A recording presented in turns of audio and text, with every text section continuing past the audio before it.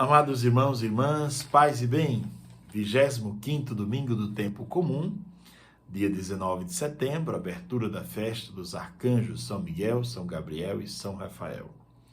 O evangelho para hoje é Marcos capítulo 9, versículos de 30 a 37. Naquele tempo, Jesus e seus discípulos atravessavam a Galileia. Ele não queria que ninguém soubesse disso, pois estava ensinando a seus discípulos. E dizia-lhes: o Filho do Homem vai ser entregue nas mãos dos homens, e eles o matarão. Mas 3 dias após sua morte, ele ressuscitará. Os discípulos, porém, não compreendiam essas palavras e tinham medo de perguntar. Eles chegaram a Cafarnaum. Estando em casa, Jesus perguntou-lhes: o que discutíeis pelo caminho? Eles, porém, ficaram calados, pois pelo caminho tinham discutido quem era o maior. Jesus sentou-se, chamou os 12 e lhes disse: se alguém quiser ser o primeiro, que seja o último de todos e aquele que serve a todos. Em seguida, pegou uma criança, colocou-a no meio deles e, abraçando-a, disse: quem acolher em meu nome uma destas crianças é a mim que estará acolhendo. E quem me acolher está acolhendo não a mim, mas aquele que me enviou. Palavra da salvação, glória a vós, Senhor. Jesus está mais uma vez falando sobre a sua paixão, o seu sofrimento que vai acontecer. Ele está subindo para Jerusalém e os seus discípulos insistem em não compreender e não aceitar este ensinamento.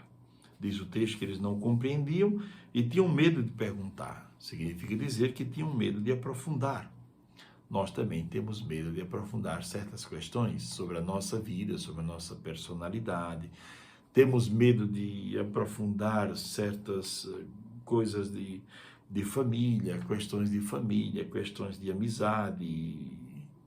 De um modo geral, temos muito medo de certas questões que nos causam angústia. Não queremos aprofundá-las. Os discípulos também tinham medo. Jesus perguntou: o que vocês vinham discutindo pelo caminho? Evangelho de Marcos, nós podemos pensar na parábola do semeador, que a semente que é jogada no meio do caminho é perdida. Quer dizer, que conversa perdida era essa que vocês estavam conversando? Que conversa tola era essa que vocês estavam conversando no caminho?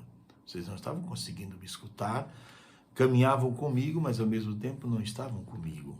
O que estava acontecendo? E eles então disseram, com vergonha, estavam envergonhados: nós nos perguntávamos sobre quem é o maior. Quem é o maior entre nós? Essa pergunta é antiga, porque no paraíso também a serpente fez com que Adão se perguntasse: quem é o maior? Quer dizer, eu posso tomar o lugar de Deus? Eu posso ser como Deus?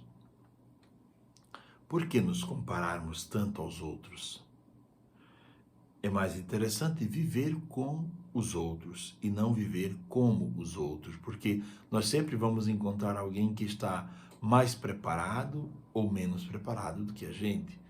Essa história de comparação nunca acaba bem. E nem essa disputa pelos primeiros lugares.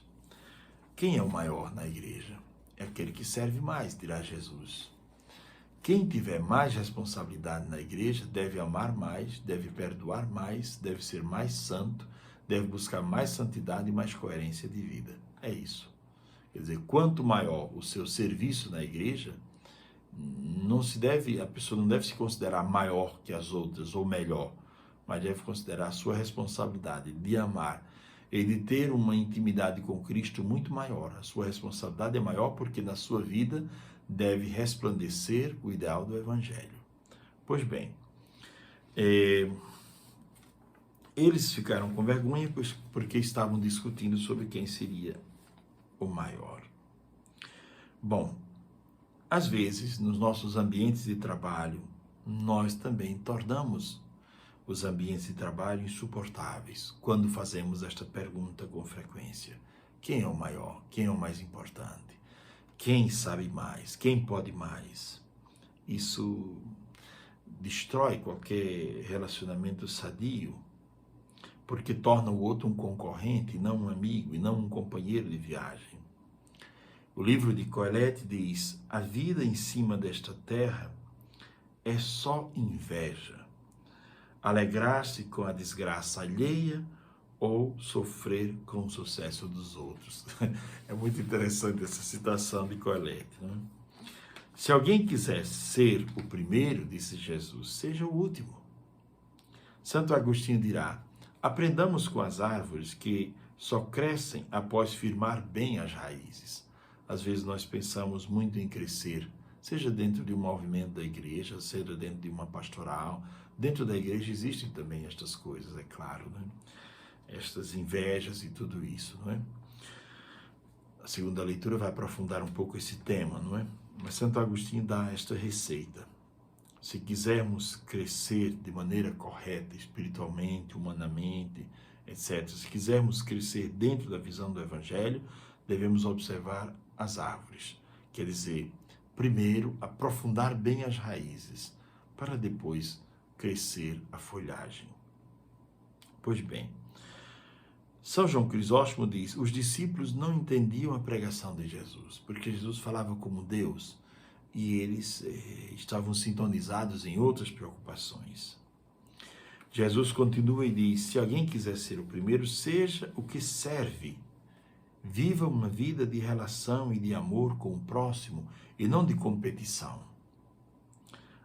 Amados irmãos e irmãs, os discípulos ficaram envergonhados porque, ao invés de seguir a Cristo, eles estavam preocupados com títulos de honra, estavam preocupados com exaltação, estavam preocupados com glórias vazias. É preciso acolher a Cristo, como ele ensina no Evangelho. Ele coloca uma criança ao centro, ele diz: quem acolher uma criança como esta, estará acolhendo a mim. Quer dizer, quem conseguir acolher o último dos últimos e servir este último dos últimos, como ele fez a vida inteira, esse será o maior. Vamos agora brevemente olhar a primeira leitura. Primeira leitura, nós somos convidados a pensar sobre a nossa coerência de vida cristã. Quanto mais formos coerentes e cristãos, no sentido de sermos imitadores de Cristo, mais seremos incompreendidos e a nossa vida será, de certo modo, incompatível com aquilo que se vive em muitos ambientes no dia a dia. Seremos incompreendidos e, em certos momentos, até perseguidos. Se o mundo não se sente tocado ou não se sente impactado com a nossa palavra e com o nosso testemunho, precisamos pensar sobre isso. Pode significar que já não somos mais o sal que salga. Nos tornamos iguais ou piores que os outros. Muito belo esse pensamento, valeria a pena aprofundá-lo, não é? E a primeira leitura fala de armar ciladas contra o justo. Por que armar ciladas contra o justo? E é muito interessante a resposta que vem na palavra, diz assim: armemos ciladas ao justo porque sua presença nos incomoda. Ele se opõe ao nosso modo de agir e repreende em nós as transgressões da lei e nos reprova as faltas contra a nossa disciplina. Quer dizer, a própria presença do justo, do ético, já torna o ambiente um pouco tenso, porque ele não se rende às pressões do mundo, não se deixa vender e nem comprar, mas é alguém que caminha em conformidade com a palavra. Na segunda leitura de hoje, nós vemos uma clara oposição entre a sabedoria da terra e a sabedoria de Deus, a sabedoria terrena, animal, diabólica, e a sabedoria divina, a sabedoria celeste que vem do alto. O que é que São Tiago nos diz? Ele diz: onde existir inveja e rivalidade, ali se pode esperar todo tipo de desordem, toda espécie de obra perversa e maldosa. Porque a inveja e a rivalidade estão em toda parte. E agora eu pergunto a vocês: existe rivalidade e inveja entre irmãos de sangue, dentro das famílias? Claro, não tenho dúvida. Existe inveja e rivalidades no seio da igreja? Também não tenhamos dúvida que existe muita. Então é preciso olhar este texto com cuidado e tentar aprofundá-lo na medida do possível, tentando compreender qual é a proposta da sabedoria divina para nós. O apóstolo diz, o escritor sagrado diz, a sabedoria que vem do alto é, antes de tudo, pura, quer dizer, não há mistura nela. É pacífica, quer dizer, onde houver alguém tentando pacificar as pessoas, ao invés de causar briga e dissidência, ali haverá a sabedoria do alto. Ela é modesta, ela é ao mesmo tempo conciliadora, e ela é cheia de misericórdia e de bons frutos, sem parcialidade, muito belo isso, e sem fingimento. Como nós estamos distantes do Evangelho de Cristo. Essa leitura nos faz pensar muito sobre isso. Pois bem, mais adiante, a mesma leitura nos faz algumas perguntas. De onde vêm as guerras, as brigas? Ele diz, não vem justamente das paixões que estão em conflito dentro de nós? Existem muitas paixões em conflito dentro do ser humano. Muitas cobiças, todas essas coisas que estão em conflito dentro de nós são as razões de todas essas coisas que acontecem. E aí ele continua o texto falando sobre esta sabedoria divina contrastada com a sabedoria humana. Amados irmãos e irmãs, gostaria de concluir a nossa meditação recordando o mito da carruagem de Platão.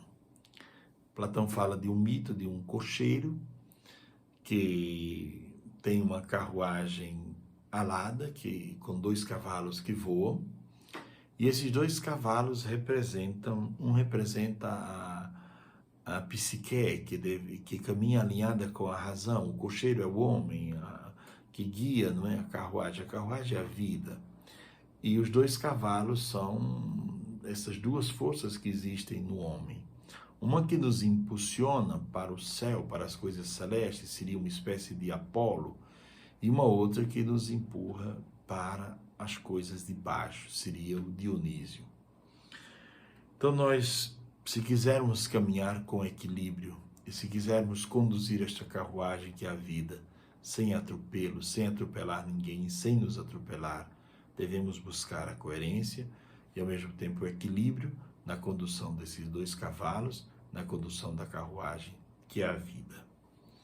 Que o Evangelho de hoje nos ajude a pensar sobre todas essas coisas que foram faladas agora e possamos, neste domingo, 25º domingo do tempo comum,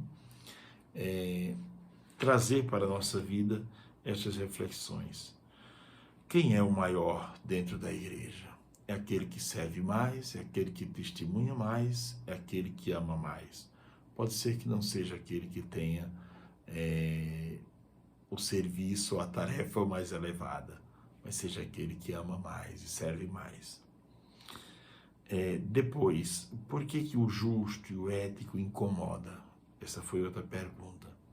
Porque a simples presença do justo que se alinha com o Evangelho incomoda e causa tensão para aqueles que não querem viver em conformidade com o Evangelho. E por último, este conflito entre a sabedoria divina e a sabedoria humana. Que o Senhor nos ajude a termos a graça de escutar a sua palavra e colocá-la em prática. Desejo a todos um ótimo dia. Abençoe-os o Deus que é todo-poderoso, Pai, o Filho e o Espírito Santo. Amém. Paz e bem para todos.